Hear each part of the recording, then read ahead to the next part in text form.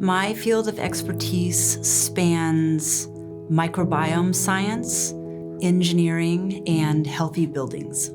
I have been trained in organic chemistry, and I also studied protein folding as part of my dissertation. I am a physicist by training, and my expertise is in medical imaging and devices.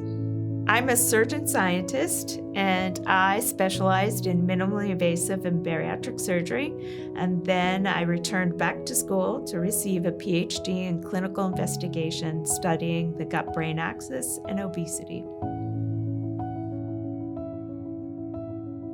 I was formally trained as a nuclear engineer, and as I was leaving graduate school, I was inspired by Rita Caldwell, who was the head of the National Science Foundation at the time. She's a microbiologist and opened a call for bioinformaticians, and that led me to the path of working in microbiome science and technology.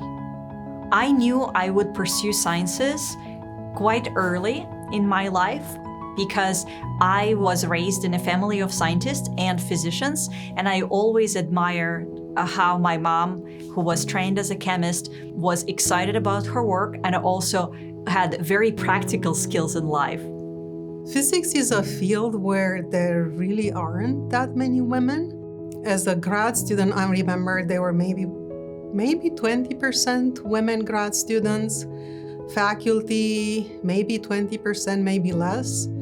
And the funny thing is, when I went to work, I work at GE in upstate New York, and there was a building that was the magnetic resonance imaging group, or maybe 20 to 25 people, and I was the only woman. So my husband jokingly said, when he was pathing the bathroom, "Why does it say women there?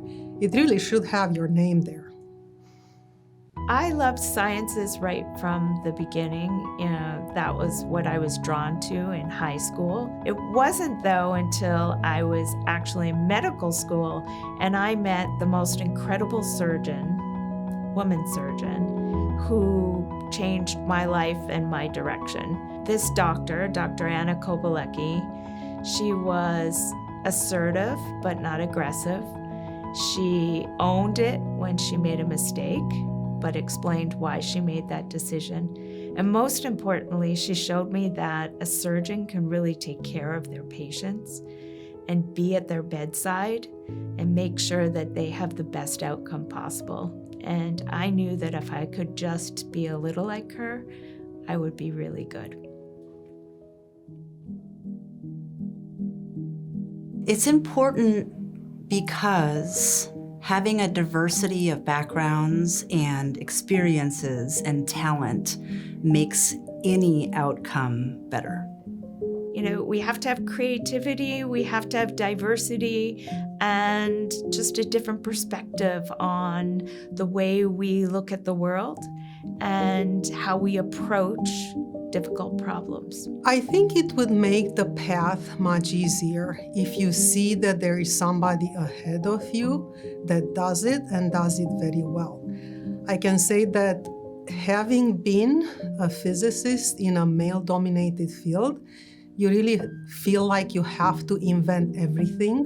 You really feel that you can't ask for help. You always have to prove that you're there because you deserve to be there. And I think it really makes life more difficult. I do have a girl, and she will go in probably a male-dominated field as well. I really hope that she'll learn to ask for help when she needs help and not feel that she needs to do it all on her own. The advice that I would give to my 10-year-old self is to spend time with people that you enjoy. I love my life. I did everything right. I want every girl to do STEM. I have no advice for my 10-year-old self because that girl did everything right. When I look back, I am so excited that I made a choice to pursue careers in STEM. I think it made my life interesting, exciting, and I feel I am contributing to the society to the best of my abilities. I think that everyone should pursue STEM, even if they end up being journalists. STEM is first, then journalism. Sorry. There are a lot of pressures on being a certain type of person or doing certain things. And I think it takes a very long time to realize that it's okay, really, to be who you are. And maybe you wouldn't have 1,000 friends on Facebook. You may only have 5, but those will be good friends. So be who you really are. Don't ever doubt yourself. And if you have a dream and you want to do it, don't let anyone tell you you can't do it. It might be difficult. You might have pushback. There's going to be ups and downs.